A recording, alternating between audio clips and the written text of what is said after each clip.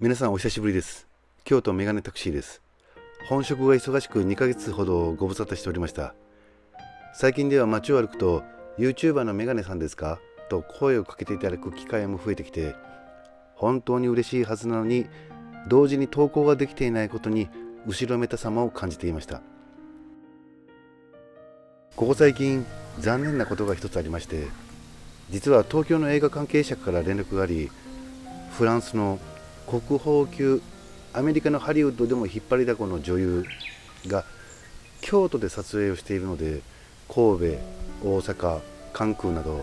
関西でのお抱え運転手を探しているんですがどうですかと身に余る光栄な打診をされました。一応電話での軽い面接もあって、ほぼほぼ担当者の中では決まりかけていたらしいのですが、僕の車はワンボックスではない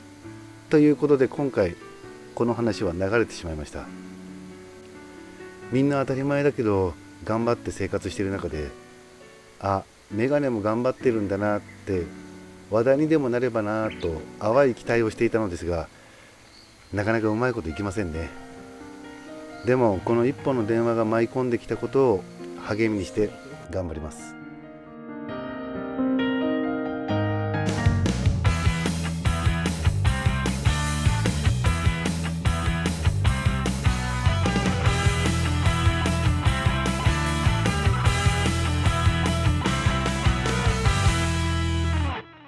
今回は意外と食事どころに困る嵐山の店を紹介します。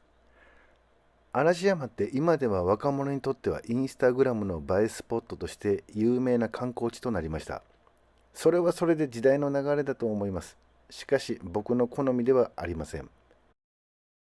僕が嵐山で食事をするならここしかないと断言するレストランです。ここしかないと断言するレストランです。またまたグルメ仲間の女性に付き合ってもらいました。インスタグラムのメッセンジャーで彼女できたんですか、おめでとうとコメントをいくつかいただいたのですが、この方は愛する旦那様とお子様がいらっしゃる主婦です。僕の周りにはフレンチや和食、とにかくグルメ仲間がいないので本当にありがたい存在で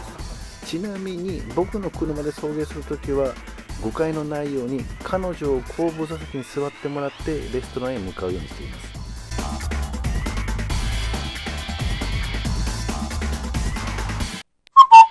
JR 佐賀嵐山駅からは徒歩5分。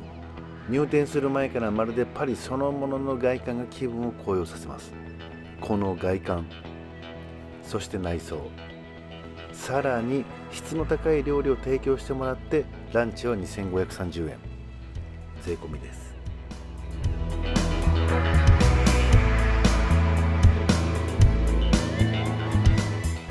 1989年、今から33年前に本格的なフレンチを気軽にリーズナブルに味わってほしいというコンセプトのもとにオープンしました。以来京都佐賀嵐山にありながらまるでパリのビストロにいる気分になるお店として愛されています。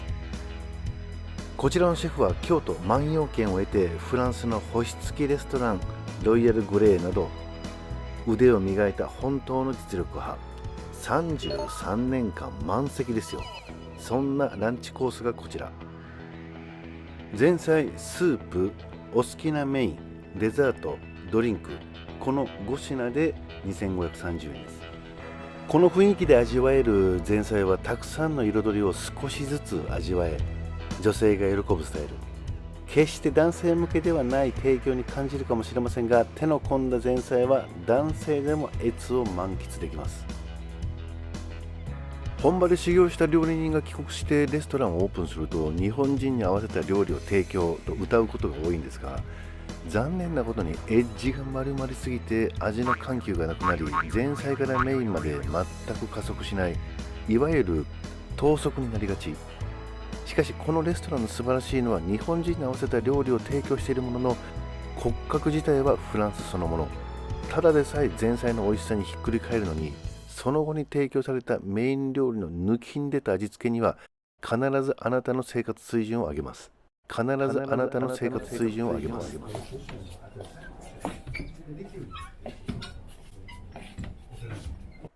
僕は貸し切りのお客様には一眼レフを使い無料で写真を撮影させていただいているので、最近は少しずつ個人予約が入るようになってきました。今回のお客様は嵐山散策を希望されていたので、やはりこのループラプリュを利用させてもらいました。素晴らしい料理の数々と店の外観、そして内装、白いテーブルクロスにたくさんのカトラリー、素晴らしいサービスもしてもらい、駐車場もあってランチは2530円。余談なんですが、数年前フランスの友人をこのレストランに招いて、日本のフレンチはどうですかと尋ねたことがあるのですが、彼曰く7 to 10、10点中7点と言われました。フランスのそれとはちょっと違うけど十分美味しかったと喜んでました。予約の件なんですが、パンデミックの影響で席を間引き、つまり少なくして営業されています。そもそも大人気店なので予約は必ずしてください。僕も当日予約を何度か試みたことがあるのですが、ほぼ 100% 埋まっています。嵐山へ行ったら絶対このレストランです。この店で食事をしないと損をするのはあなただけです。楽しいお食事を。じゃあね。